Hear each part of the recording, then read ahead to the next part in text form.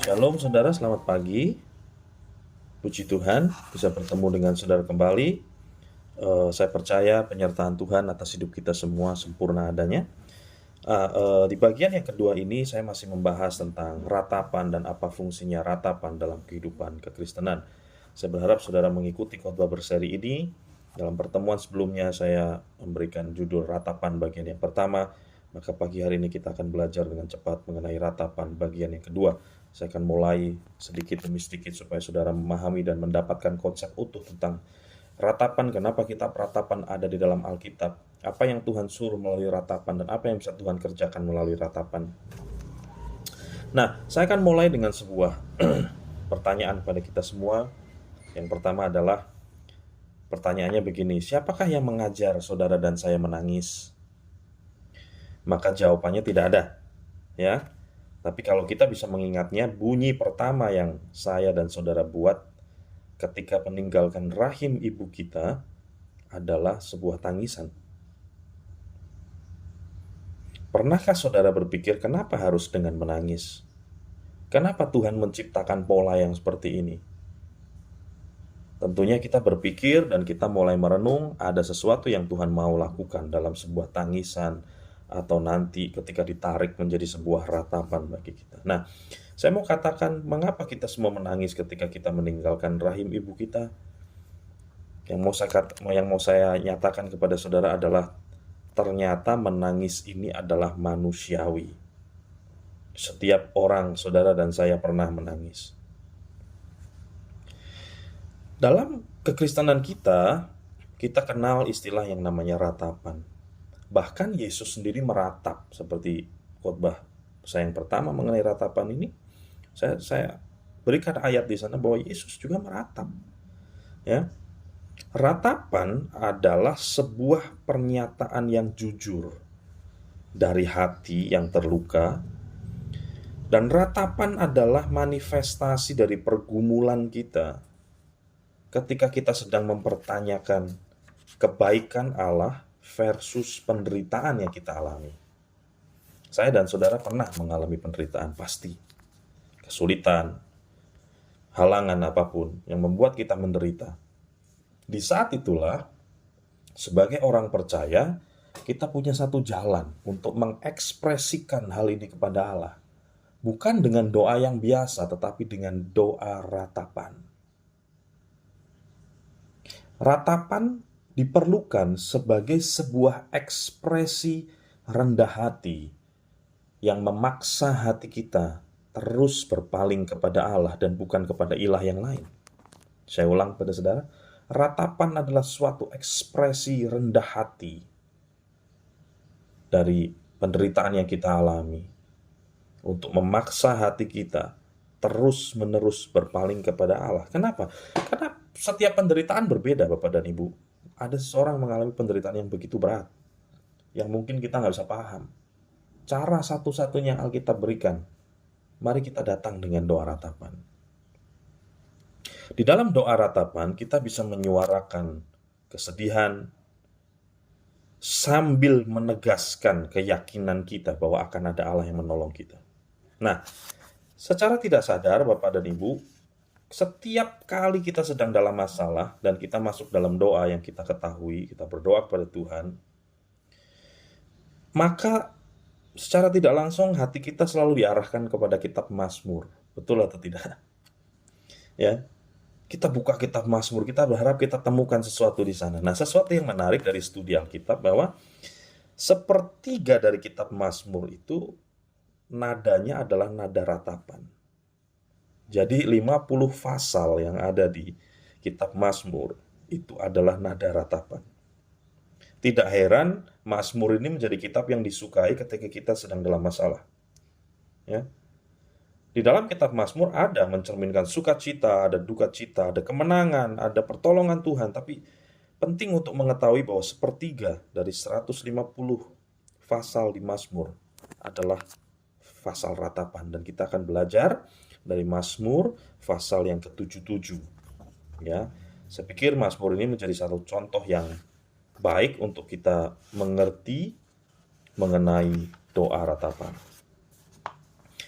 Dalam doa ratapan Mazmur pasal yang ke-77, ini ada 6 bagian yang akan saya ajarkan kepada saudara, tapi karena waktu, pertemuan kali ini saya akan ajarkan 3, lalu pada pertemuan selanjutnya saya akan ajarkan 3 lagi.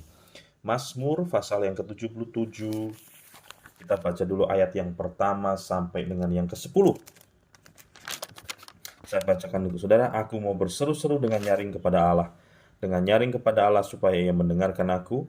Ayat yang ketiga, pada hari kesusahanku aku mencari Tuhan. Malam-malam tanganku terulur dan tidak menjadi lesu. Jiwaku enggan dihiburkan. 4. Apabila aku mengingat Allah, maka aku mengerang. Apabila aku merenung, makin lemah lesulah semangatku. Engkau membuat mataku tetap terbuka. Aku gelisah sehingga tidak dapat berkata-kata. Aku memikir-mikir hari-hari zaman purbakala, tahun-tahun zaman dahulu aku ingat. Aku sebut-sebut pada waktu malam dalam hatiku. Aku merenung dan rohku mencari-cari. 8. Untuk selamanyakah Tuhan menolak dan tidak kembali bermurah hati? Sudah lenyapkah untuk seterusnya kasih setianya? Sudah berakhirkah janji itu berlaku turun-temurun? 10. Sudah lupakah Allah menaruh kasihan atau ditutupnyakah rahmatnya karena murkanya?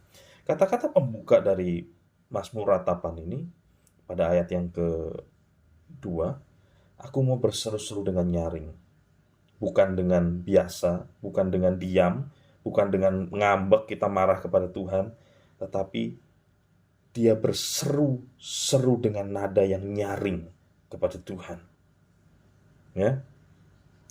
Dari ayat yang pertama, yang kedua kita bisa mempelajari bahwa di sini jelas pemazmur sedang berseru kepada Allah. Nah, ini adalah langkah yang pertama ketika kita sedang dalam masalah yang begitu besar dan kita tidak tahu bagaimana cara berdoa. Alkitab mengajarkan kita melalui doa ratapan, berserulah kepada Allah. Jangan berseru kepada yang lain, jangan berseru kepada orang yang punya kuasa, jangan berseru kepada uang, jangan berseru kepada apapun. Berserulah kepada Allah di tengah penderitaan yang kita alami. Ya. Langkah yang kedua, ayat yang ketiga dan keempat dan 5. 3, 4, 5. Ya. Pada hari kesusahanku aku mencari Tuhan. Malam-malam tanganku terulur. Tidak menjadi lesu.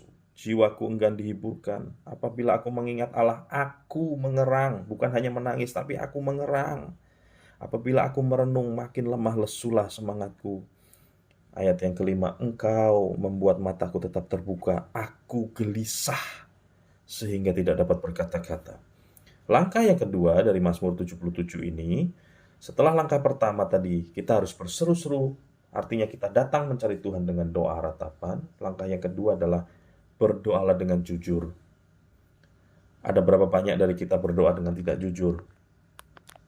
Mari berdoa dengan jujur. Ungkapkan isi hatimu. Kalau engkau sedang merasakan lemah lesu, katakanlah, Tuhan, aku lemah lesu. Aku mengingatmu, Tuhan. Aku mencarimu. Aku tidak dapat berdoa, Tuhan. Mari berdoa dengan jujur karena Tuhan tahu semuanya. Dan mengapa kita harus berdoa dengan jujur?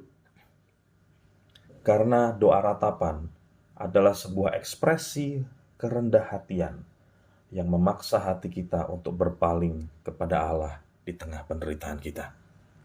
Saya ulang pada saudara, ratapan adalah sebuah ekspresi rendah hati yang memaksa hati kita untuk berpaling hanya kepada Allah di tengah penderitaan kita. Dengan doa ratapan ini menjagai hati kita dan tindakan kita untuk terus-menerus melihat Allah dan tidak mencari solusi kepada yang lain. Bagian yang ketiga, ayat 6 sampai 10. Aku memikir-mikir hari-hari zaman purbakala. Tahun-tahun zaman dahulu aku ingat. Aku sebut-sebut pada waktu malam dalam hatiku. Aku merenung, rohku mencari-cari. Untuk selamanyakah Tuhan menolak dan tidak kembali bermurah hati? Sudah lenyapkah untuk seterusnya kasih setianya? Setelah berakhirkah janji itu berlaku turun-temurun? Ayat yang ke-10. Sudah lupakah Allah menaruh belas kasihan? Atau ditutupnyakah rahmatnya karena murkanya? Dari ayat yang sudah kita baca, ayat 6-10, kita bisa mempelajari bahwa pemazmur pada saat itu benar-benar percaya bahwa Allah mengasihi, Allah betul-betul Allah yang setia menjaga janji, tetapi pada saat penderitaannya dia merasa tidak seperti itu, dan itu sebuah doa yang sangat jujur kepada Tuhan. Saya sering berdoa begitu, Tuhan, aku tahu Engkau baik, Engkau mengasihi, tapi di saat ini saya nggak merasa begitu. karena seperti ini, dan saya mau berdoa dengan jujur kepada Tuhan. Nah, seringkali dalam penderitaan kita tenggelam dalam letupan-letupan emosi yang tidak bisa kita salurkan. Doa ratapan ini akan membantu saudara dan saya untuk bisa menyalurkan emosi itu kepada arah yang benar, kepada Allah yang hidup. Nah, pada sampai bagian ini, 3 bagian ini, saya hanya ingin saudara mengetahui bahwa ratapan adalah suatu sikap rendah hati, ekspresi dari kerendahan hati kita untuk memaksa hati kita berpaling kepada Allah. Dan saya mau katakan begini, saudara dan saya butuh iman untuk menyuarakan keraguan dalam doa ratapan ini kepada Tuhan. Saya berharap saudara mengikuti terus pemberitaan firman Tuhan ini. Saya akan lanjutkan di bagian yang selanjutnya. Untuk saat pagi hari ini saya hanya menyampaikan 3 bagian dari Mazmur pasal yang ke-77, dan kita akan lanjutkan di pertemuan selanjutnya. Tuhan Yesus memberkati kita semua.